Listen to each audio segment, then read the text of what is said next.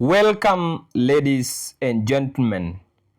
As the wars between Edwin Sifuna, the SG of the ODM party, and Oburu Oginga, the party leader, continues to go on, Oburu Oginga has made a statement or has released a statement addressing Edwin Sifuna concerning the issues between Edwin Sifuna, the ODM party, and Oburu Oginga himself. Remember, on Tuesday, 3rd February 2026, which I mean this year, Edwin Sifuna was in an interview on Citizen TV, and during that interview, Edwin Sifuna spoke about something that the Linda Ground event, the money spent for hiring the tents, the chairs, carpets, for the capes and the shirts put on by the ODM supporters during those Linda Ground events of the ODM party, the money does not come from the party. Money and the resources you see being spent in those ODM rallies, the so-called underground, those monies are not coming from ODM headquarters. Where are they coming from? You will ask them. Because for me, this is what I'm telling you. This is what I'm telling you. I can only account for monies that, because I'm a signatory to the bank accounts, forget this rubbish you hear people saying here. Timothy Bosire, the treasurer, is a signatory to the bank accounts. The last money we expended as ODM officially was for the celebrations in Mombasa, and it was a fraction of what we saw there. So I am telling you, I know for a fact there is parallel funding for activities clothed in ODM colors, and they go around running around saying they are ODM delegates. And this issue, Ruth Odinga also raised it some few weeks ago when she wrote a letter to Oburu Oginga asking him where the money that is used to fund the Linda Ground comes from. Now, surprisingly, from Oburu Oginga's statement addressing SG, the Secretary General Edwin Sifuna, I've gone through this statement and I can tell you Oburu Oginga has addressed Edwin Sifuna on all the issues he had to address between Edwin Sifuna, the ODM party, and he himself as the party leader. But the only thing he has refused to tell us or to address is that who funds the Linda Ground events? Because that is the issue that even Ruth Odinga had raised some days back, and Edwin Sifuna as well on 3rd in an interview talked about that funding, that the person who funds that Linda Ground event is not the party itself, but we can say it is an outsider. And because I know very well that the person who funds you is the person who controls you.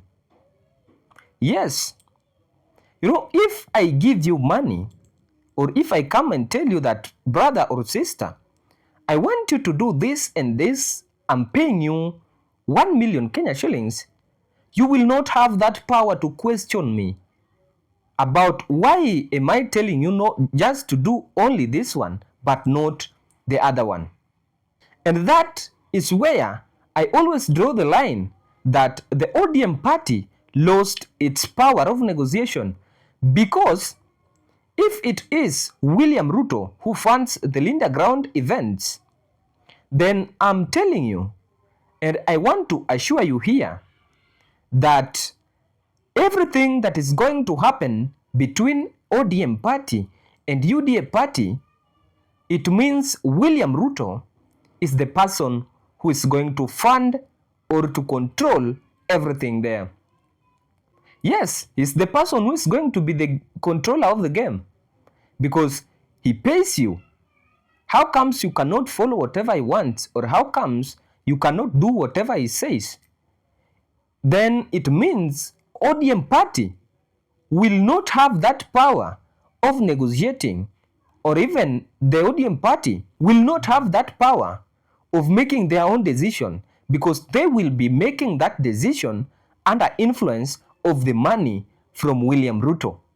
But ladies and gentlemen, before we continue, if you are watching this podcast and you've not subscribed to this channel, I want to dearly request you to subscribe to the channel and activate the notification so that next time we do a video like this, YouTube will automatically notify you.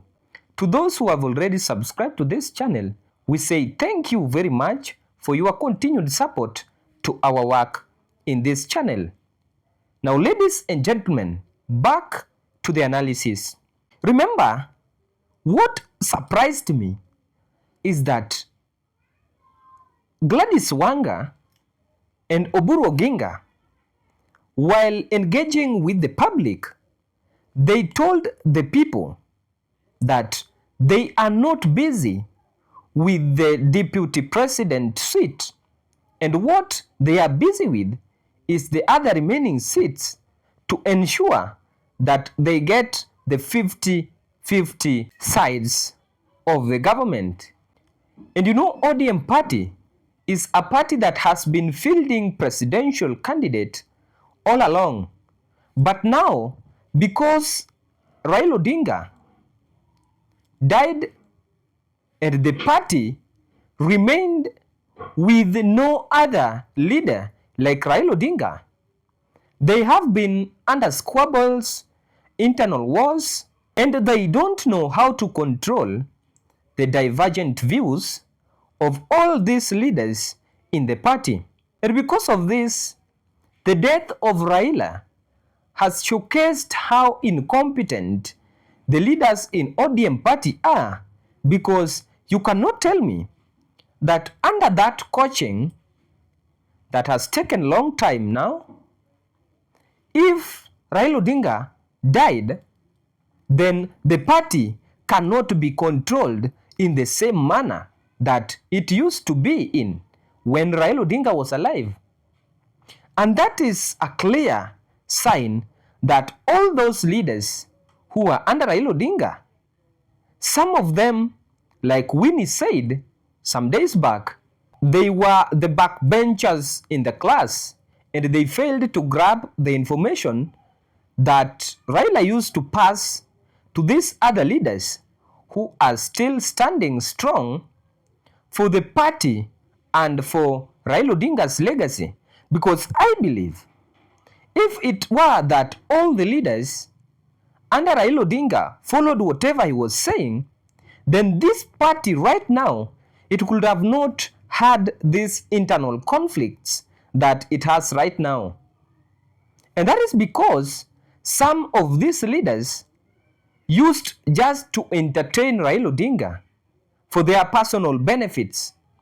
And if I go by statement, by the word of Beatrice Elachi, that is the Dagoretti North Member of Parliament, she used to say that we are here just for our personal interests, and most of us are just lying to Raila Odinga. And if you look at these leaders, it can truly tell you that most of them were just hanging on Raila Odinga's coat for their personal benefits. Because as at now, what I believe all these leaders could have been doing was that they could have been sitting down and discussing these issues affecting the party. And if they had any concern that could have been difficult for them to solve by themselves, then the supporters are there. And even the Central Committee is there. The Central Committee could have made some decisions for the party. At the time, the leaders are not able to make the decisions by themselves. But you see now, instead of that happening, it is coming out clearly that all these leaders are having divergent views, yes, but each and every leader does not want to listen to the other. Why? Because he or she feels that if this person addresses the issue, then he might turn to be the favorite of the people. And because here, we are for our personal interests, and I also want the people to love me. I will not let the person say it as it is supposed to be said. Reason being that I also want to be like that person who is addressing that issue. And that is the biggest problem in the ODM party, that if those leaders cannot come and solve, then the ODM party, I'm telling you and I'm assuring you that the ODM party will not be a party in the coming years, even after the 2027 general elections.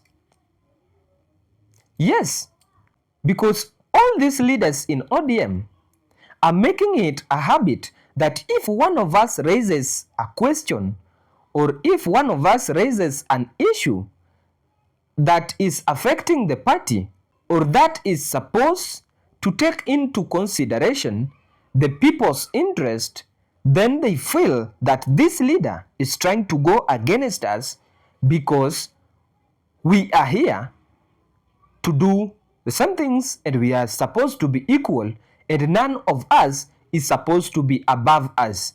That is why you see, even Oburu Oginga, who is the party leader, sometimes doesn't have that voice to talk in the party. Why?